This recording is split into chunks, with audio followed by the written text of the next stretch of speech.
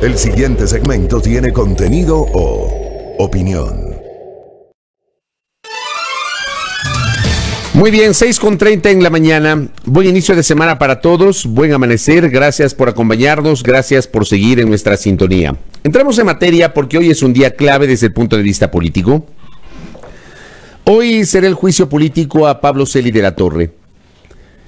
Me atrevería a decir a priori, por todas las implicaciones que tiene Celi, por todas las implicaciones que tienen las acusaciones, y por todo el extraño entorno de polémica, de controversia, de dimes y diretes previos al desarrollo de este enjuiciamiento político, de este procesamiento político, que probablemente habrá que ver qué pase al final de la jornada del día de hoy, si es que el juicio político se acaba hoy mismo, pero probablemente este podría ser un juicio político de los más complejos de los últimos tiempos. Yo el fin de semana hacía un ejercicio sobre la historia de los juicios políticos, algunos. Y a lo largo de 42 años de vida democrática, claro, la institución del juicio político ha servido para llevar a esto que se denomina el banquillo de los acusados a ministros de Estado, fundamentalmente ministros de Estado, a un vicepresidente de la República. A lo largo de 42 años hubo un juicio político a un vicepresidente de la República. Nunca ha habido juicio político a un vicepresidente. Recordar que la remoción, destitución, derrocamiento de Maguad, de Bucarán y de Gutiérrez no se dieron por la vía de juicios políticos. En el caso de Maguad fue un derrocamiento popular. En el caso de Bucarán y de Gutiérrez fueron resoluciones legislativas a través de las cuales no le permitieron el derecho a la defensa al presidente de la República. Pero en el caso de los presidentes no ha habido juicios políticos. Hasta el año 98 hubo juicios políticos a los magistrados de la Corte Suprema de Justicia porque lo permitía la Constitución, es decir, el poder legislativo de la época, de acuerdo a la norma constitucional que estuvo vigente desde 1979,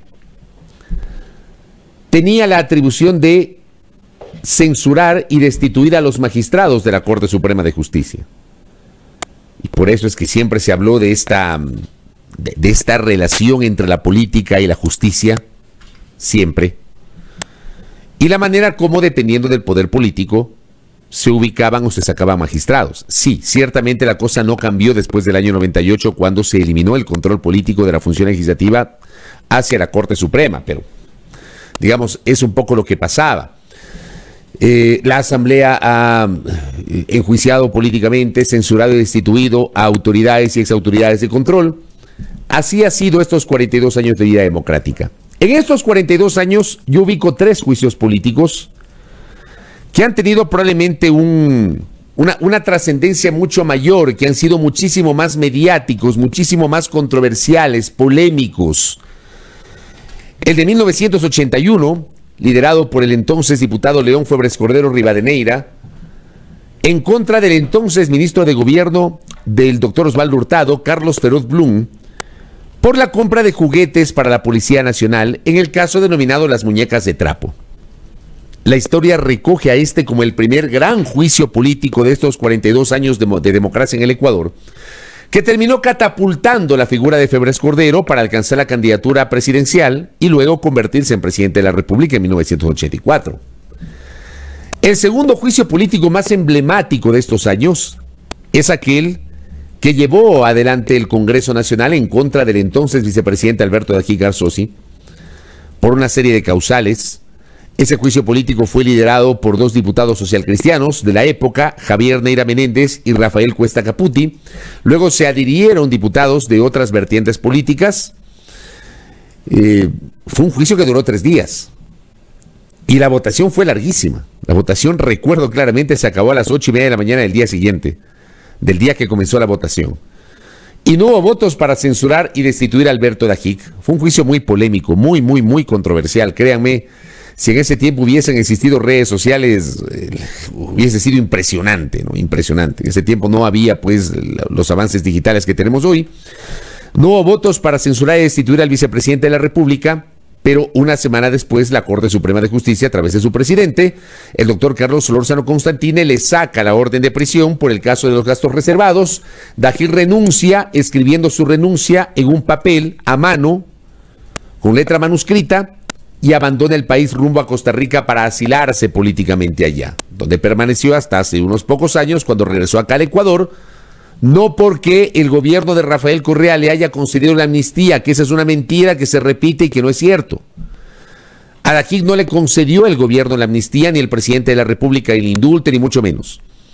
En el caso de Dají, lo que ocurrió es que la Corte Nacional de Justicia primero le levantó las medidas cautelares y 1 o 2 meses después declararon nulo el proceso judicial por supuesto mal manejo de gastos reservados de la vicepresidencia de la República. Dají no fue declarado inocente.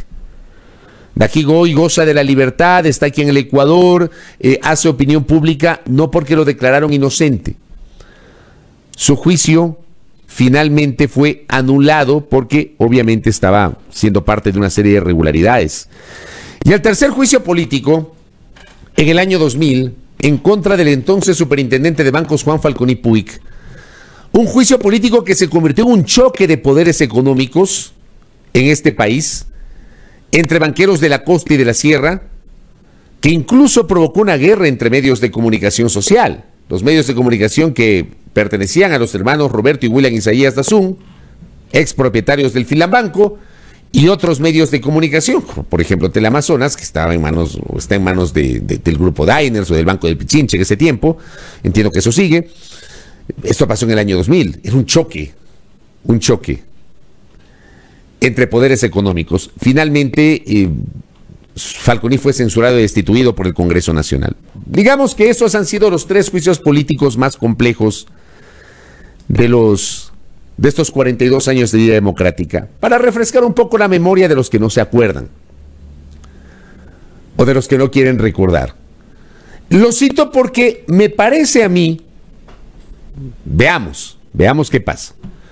Me parece a mí que tal vez guardando las distancias el juicio de Celi va a generar mucha polémica por todo lo que seguramente tendrá Celi que decir.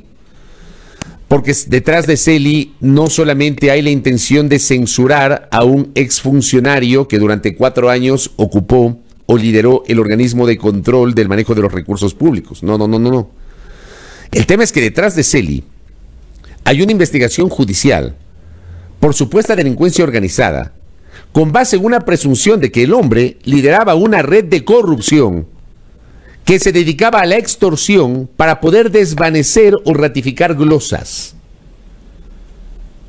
con el apoyo de ex autoridades del Estado ecuatoriano, de empresarios y de políticos. Lo de Celi no es un tema menor. No es un tema menor. Lo de Celi podría derivar el desarrollo del juicio político, ojalá que derive en que el país conozca la verdad. Yo tengo muchas dudas respecto de aquello, que el país conozca la verdad. Pero además, me parece a mí que los políticos no deben desviar la atención. La semana anterior, el día miércoles, el cuestionado debía ser Celi, pero parecía lo del miércoles un juicio político contra el presidente de la Comisión de Fiscalización, Fernando Villavicencio, cuando en realidad la idea era llevar a juicio político a Pablo Celi. Lo comenté aquí en este espacio el día jueves. Y hoy lunes, en cambio, le comento que tampoco es un juicio político en donde solamente un sector, una bancada política tiene la sartén por el mango, como ha alertado el propio Fernando Villavicencio. Y esto le vamos a preguntar más adelante, que estaremos dialogando con Rafael Correa, porque Villavicencio ha dicho que supuestamente el juicio político contra Celi será dirigido desde Bélgica. Voy a citar la nota que publicaron los colegas de Radio La Calle. El presidente de la Comisión de Fiscalización, Fernando Villavicencio, sostuvo que la interpelación contra Pablo Celi, que inicia el próximo lunes, será dirigida desde Bélgica. Estas declaraciones las hizo tras conocer que los asambleístas Juan Cristóbal Lloret y Viviana Veloz, ambos de Alianza UNES, interpelarán a Celi. Villavicencio aseveró que la bancada correísta centrará su intervención en denunciar los actos de corrupción de la Contraloría durante el gobierno de Moreno y que minimizarán la responsabilidad del gobierno de Rafael Correa. El objetivo del juicio político será lanzar toda la acusación contra Pablo Celi de que es el gran perseguidor del correísmo. el país no va a conocer entonces cómo esta trama de corrupción va más allá de Pablo Celi. Es una trama constante desde la época de Poli, es decir, el desvanecimiento de glosas no es exclusiva de Pablo Celi, aseguró. Según Villavicencio, la intención del correísmo es clara, van a llevar hacia la banda izquierda un juicio absolutamente politizado, ideologizado y con clarísimo interés de atacar y desconocer lo actuado en los últimos 4 años. Esto para defender a los delincuentes del correísmo que hoy están presos y a otros procesados como Jorge Glass y el propio Rafael Correa. También dijo que Juan Lloret, el primer interpelante, no cumplió con un acuerdo en el que se establecía que el asambleísta Diego Ordóñez de Creo sería el segundo interpelante del juicio. Por su parte, Lloret ha enfatizado en que nunca hubo consenso respecto de quién acompañaría su intervención, por ello optaron por proponer a Veloz. Sin embargo, Villavicencio insiste en que es un peligro que la interpelación la haga la bancada de UNES. Ahí yo me quiero quedar. El asambleísta Villavicencio dice que es un peligro que una bancada y un legislador, con quienes no comulga política e ideológicamente, lleven adelante el juicio político. Simple. Porque yo sé que él no podía liderar un juicio político por su condición de presidente y de miembro de la Comisión de Fiscalización, porque hay esta restricción en la Ley Orgánica de la Función Legislativa, en el sentido de que los miembros de la Comisión de Fiscalización no pueden presentar pedidos de juicio político, porque terminan siendo jueces. Hay esta salvedad en la Ley Orgánica de la Función Legislativa. Pero pregunto, ¿por qué otro legislador no lo hizo? ¿Por qué legisladores de Creo, de la Izquierda Democrática, del Partido Social Cristiano, los independientes, los señores de Pachacutic, por qué no presentaron ellos también un pedido de juicio político en contra del Contralor? 1. 2. La bancada de UNES es la primera minoría, pero no tiene por sí solo los votos para que la Asamblea tome una decisión. Porque si en este momento UNES me parece que tiene 46 legisladores, 47 me parece que tiene UNES, que se fueron 2. Tiene 46, 47 legisladores UNES en este momento. Yo pregunto, tranquilamente, si se ponen de acuerdo los otros sectores políticos, Creo, Izquierda Democrática, Pachacutic, los socialcristianos, los independientes, pueden tomar una decisión que vaya en contrario a las intenciones que denuncia Villavicencio que toma el correísmo. Porque al final en la Asamblea Nacional las cosas se aprueban con votos. Se requieren 70 votos para la censura de Pablo Celi. Y por otra parte, yo creo que a la gente hay que decirle las cosas como son. ¿Saben cuál es la derivación del juicio político de Celi? La destitución no es porque ya renunció. La derivación es que Celi, si es que es censurado, tendrá impedimento para ocupar un cargo público durante 2 años. El hombre está detenido en este momento, no sabemos qué vaya a pasar con el procesamiento judicial que se sigue en su contra por el supuesto delito de delincuencia organizada. Lo que dice la Ley Orgánica de la Función Legislativa es que de la censura, si de la censura se derivan presunciones de otros delitos, se envía la documentación a la Fiscalía y es la Fiscalía la que tendrá que investigar. Entonces, el meter este tipo de discursos, tratando, creo yo, de ensuciar, de lado y lado, de ensuciar el desarrollo de un proceso en el cual el país debería conocer la verdad, para mí termina siendo muy cuestionable, porque en este Ecuador terminan los políticos vendiéndole humo a la gente. Con el juicio político, ya lo que vamos a tener el día de hoy seguramente es una especie de show. Tendremos al Celi ahí diciendo, no sé qué irá a decir Celi. No sé qué irá a decir. Este paladín de la justicia elevado a los altares, al Olimpo del combate a la corrupción por algunos sectores de este país que hoy están calladitos. Hoy ese paladín de la justicia ha caído en desgracia. Veamos qué va a la Asamblea a decir. ¿Contra quiénes va a arremeter? Veamos cuál es la respuesta de los legisladores y luego el contenido del proyecto de resolución a través del cual seguramente se propondrá la censura. Pero no es que de la censura, por ejemplo, si es que eventualmente es así, les planteo un ejemplo, porque esto también se ha dicho, que la intención es desvanecer la validez de los informes de responsabilidad penal generados por la Contraloría. Esa no es atribución de la Asamblea Nacional. Esa no es la atribución de la Asamblea, déjenme decirles. La Asamblea no puede desvanecer informes de responsabilidad penal. No puede. No tiene atribución. Aquí no se trata de que los políticos le vendan humo a la gente. para tratar de desnaturalizar un proceso o para tratar de ubicar en el imaginario de la gente este sentimiento de impunidad que actualmente existe. Porque los ciudadanos no creemos en los políticos, porque los ciudadanos no creemos en la justicia, porque lamentablemente ni los políticos ni la justicia han llevado adelante ejecutorias que nos inviten a volver a confiar. Cuando los jueces, por ejemplo, por casos similares, tienen decisiones o toman decisiones distintas. Por poner un ejemplo, el doble discurso que muchas veces manejan los políticos. El doble discurso. La doble moral, el doble estándar con el que miden las cosas. Entonces, ¿qué es lo que yo siento? Yo siento primero que, para variar, le venden humo a la gente. Del juicio político no va a derivar absolutamente nada. A mí, ¿qué me preocupa? Me preocupa que a inocentes los pretendan desprestigiar a través de lo que puedan llevar adelante en el debate, en los discursos, los legisladores y el propio contralor o excontralor subrogante. Pero de ahí no va a pasar absolutamente nada. Nada. Porque, como les digo, la censura deriva justamente en la prohibición para que el funcionario o exfuncionario censurado ocupe cargos públicos durante 2 años. Y después, lo que recoja la Asamblea tiene que remitirlo a la Fiscalía. Además, yo quiero recordarles que este juicio político no tiene informe. Por la, entre comillas, omisión o entre comillas, error de la Comisión de Fiscalización, que no redactó el informe a tiempo. Fernando Villavicencio, la semana anterior que conversamos con él ratificó que no era responsabilidad de los legisladores de la comisión ni de él, sino de la secretaria. Yo no tengo constancia de que sea o no sea así. No me atrevería yo a decir de que es o que no es así. Eso lo sabe Fernando Villavicencio, lo sabe la secretaria. Lo que sabemos el resto de ecuatorianos, lo que sabemos es que no hay informe. Y claro, en el curso del debate, el asambleísta Villavicencio tendrá toda la oportunidad, tendrá los 10 minutos que dice la ley para presentar la argumentación que corresponda según su visión.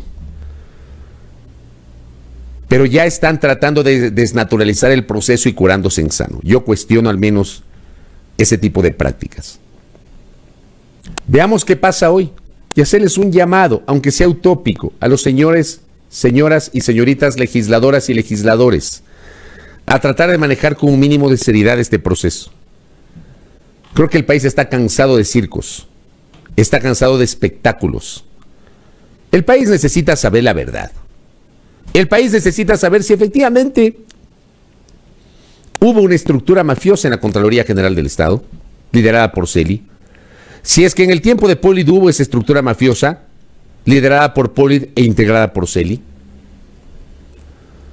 ¿Cuáles son los otros funcionarios o exfuncionarios de la Contraloría en esa presunta estructura mafiosa? ¿Quiénes fueron los beneficiados de esa estructura mafiosa? ¿Cuáles fueron las empresas que pagaron para el desvanecimiento de glosas? Eso es lo que necesita saber el país. No tratar de posicionar en el imaginario discursos para intentar desviar la atención de lo verdadero, de lo que es realmente lo de fondo. Lo de fondo, amable audiencia, es que el Ecuador tiene derecho a saber la verdad. Si a mí me preguntan, yo tengo muchas dudas de que de este juicio político se pueda derivar, ¿no?, un resultado contundente. Ah, una cosa más. Gracias, Cris. ¿No se han dado cuenta que lo que ha dicho en los últimos días el sobrino de Pablo Celi como que ha pasado medio de agache? La Corte Nacional de Justicia, en los últimos días, ha estado llevando adelante unas audiencias reservadas con testimonios anticipados del caso de delincuencia organizada por el cual se investiga a Pablo Celi. Y Raúl de la Torre, exfuncionario de Petroecuador, exsecretario de la Comisión de Fiscalización, creo que fue secretario o asesor de la presidenta de la Comisión de Fiscalización, no estoy seguro si fue secretario o asesor, pero era parte del equipo de María José Carrión, presidenta de la Comisión de Fiscalización de la Asamblea Nacional. Luego fue funcionario de Petroecuador, sobrino de Pablo Celi, quien fue detenido hace 3 años. en Estados Unidos, en un tema que también pasó medio de agache. Y aquí se demoraron 2 años para investigar ese tema. Pasó de agache. El señor hizo unas revelaciones que son o que pueden ser consideradas claves respecto del papel de su tío, del ex contralor Pablo Celi. Claro, Celi ya lo ha descalificado, lo hizo en la Comisión de Fiscalización cuando intervino, pero esa es la historia de este país. Eso suelen hacer nuestros políticos. No reconocer errores, sino que simplemente descalificar a quien les acusa. Y termina siendo complejo, porque, a ver, yo siempre sostengo una tesis, que en el derecho penal no es lo que sabes, sino lo que puedes probar. Yo no sé si las delaciones del señor de la Torre han ido acompañadas de las correspondientes pruebas. Yo siempre sostengo eso. Lo dije antes, lo digo hoy. No es lo que sabes, sino lo que puedes probar.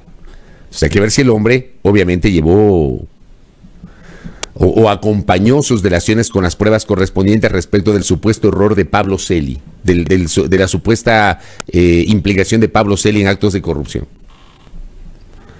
Pero ese tema ha pasado también como de agache. O sea, no es que aparecen grandes titulares, no es que está siendo viralizado y muy comentado en las redes. No, el tema ha pasado de agache, súper de agache. Pero es verdad, ¿no? Es verdad. Y me encantaría saber de eso qué va a pasar. Me encantaría saber. Así que veamos a qué novela asistimos el día de hoy, ¿no? Veamos a qué novela asistimos el día de hoy. Acá hay otra pregunta, gracias. ¿Las investigaciones en Estados Unidos serán parte del proceso? Yo creo que esa es una buena pregunta. Porque también hay que recordarle pues a la audiencia cómo empieza el tema de Celi. El tema de Celi no empieza por la decisión irrenunciable del Estado ecuatoriano de combatir la corrupción. El tema de Celi empieza porque hubo una presión del Departamento de Justicia de los Estados Unidos. Por eso comienza el tema de Celi. ¿Cuánto tiempo se demoraron aquí en el Ecuador para comenzar la investigación? Solamente cuando hubo la presión del Departamento de Justicia de los Estados Unidos es que fue detenido Pablo Celi, fue detenido el fallecido exsecretario de la Presidencia José Augusto Briones, fue detenido el hermano del excontralor del entonces contralor, fue detenido el hermano del fallecido secretario, fue vinculado el exgerente de Petroecuador Pablo Flores y otros, pero solamente cuando hubo la presión del Departamento de Justicia. No sé, aquí las cosas empezaron porque hay una irrenunciable intención de combatir la corrupción. Aquí, como siempre en el Ecuador, las cosas se manejan de modo selectivo. El Ecuador es así. Aquí impera la selectividad. La selectividad.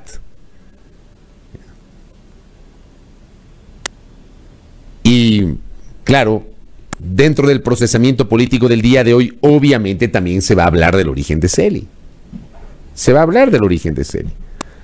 Que hoy la gente que defendió justamente la forma como se autonombró Contralor Subrogante y luego recibió diversos blindajes de la opinión pública, de los medios de comunicación, de la clase política, del Consejo Transitorio del doctor Trujillo, de la Corte Constitucional. El hombre autonombrándose Contralor, ahora algunos de esos que lo apoyaron se quedan callados, porque no tienen respuesta frente a lo que ha pasado con el señor Celi.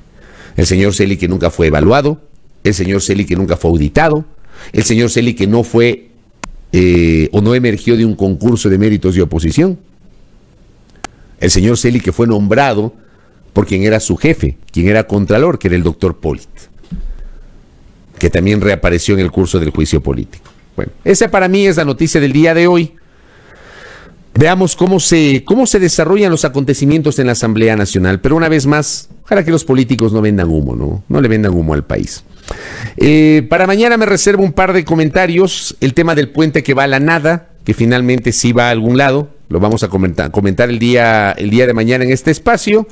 obviamente hoy nuestra atención estará concentrada en lo que está ocurriendo justamente, o en lo que va a ocurrir hoy en la Asamblea Nacional.